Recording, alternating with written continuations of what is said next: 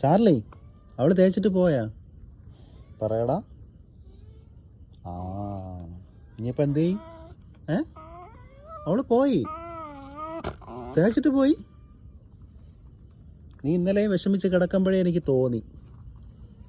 ഇനിയിപ്പോൾ എന്ത് ചെയ്യും? ഇങ്ങോട്ട് വാ, ചോദിക്കട്ടെ. ചാർലി, ചാർലി, ചാർലി, ഇവിടെ വാടാ.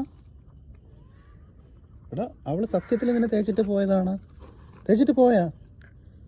എന്നിട്ട് നീ എന്തിനാ കരയുന്നത്? നീ എന്തിനാ കരയണം? നീയിപ്പോൾ എന്ത് ചെയ്യും?